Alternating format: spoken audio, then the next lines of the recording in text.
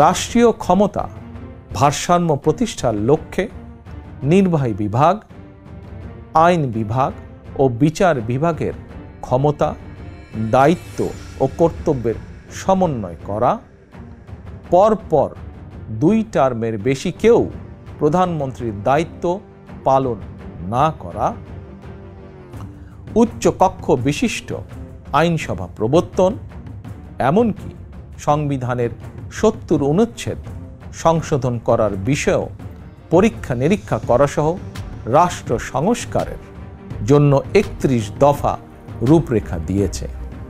আমি মনে করি, আমাদের দল বিএনপি মনে করে, জনগণের কাঙ্ক্ষিত বাংলাদেশ গঠনের জন্য রাষ্ট্র ও রাজনীতি সংস্কারের বিকল্প নেই।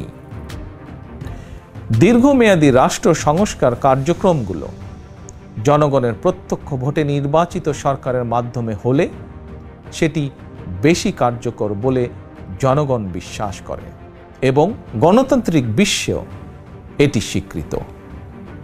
প্রিয় দেশবাসী, আমাদের আর পেছনে তাকানোর কোনোই সুযোগ নেই। পলাতক স্বৈরাচার জাতীয় জীবনের 15টি বছর কেড়ে নিয়েছে।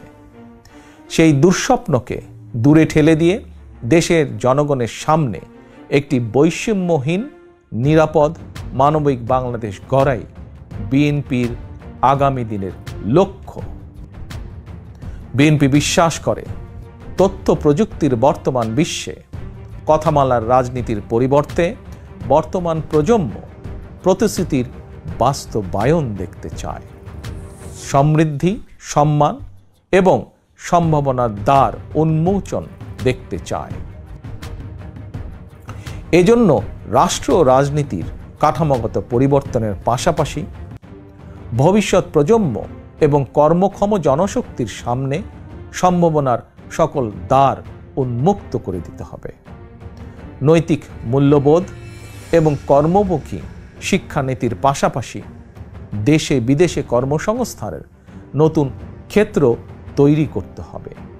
বৈদেশিক কর্মসংস্থান নিশ্চিত করতে প্রয়োজনে অগ্রাধিকার ভিত্তিতে রাষ্ট্রীয় উদ্যোগে দক্ষ শ্রমশক্তি তৈরি করতে হবে।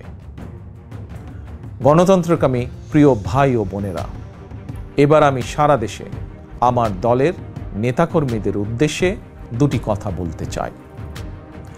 আপনারাই বিএনপির প্রাণ। শত নির্যাতন, নিপীড়ন, হামলা, মামলা, হয়রানির শিকার হয়েও আপনারা জাতীয়তাবাদের আদর্শ বিচ্যুত হননি। আমি জানি, অতীতে বছরের পর বছর ধরে আপনাদের অনেকেই মাফিয়া সরকার এবং তাদের দোসরদের দ্বারা নির্যাতন, নিপীড়নের শিকার হয়েছেন।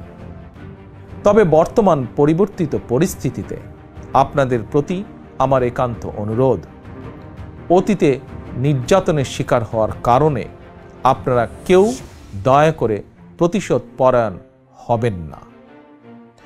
কেউ দয়া করে নিজের হাতে আইন তুলে নেবেন না, বরং অন্যায় অবিচারের শিকার হলে আইনগত পদক্ষেপ নিন। তবে খেয়াল রাখবেন, কেউ যেন হয়রানিমূলক মামলা হামলার শিকার না হন। আপনাদের প্রতি আমার স্পষ্ট বার্তা, শক্তি কিংবা ভয় দেখিয়ে নয়, বরং ইনসাফ এবং উদারতা দিয়ে মানুষের মনকে জয় করুন। জনগণের ভালোবাসা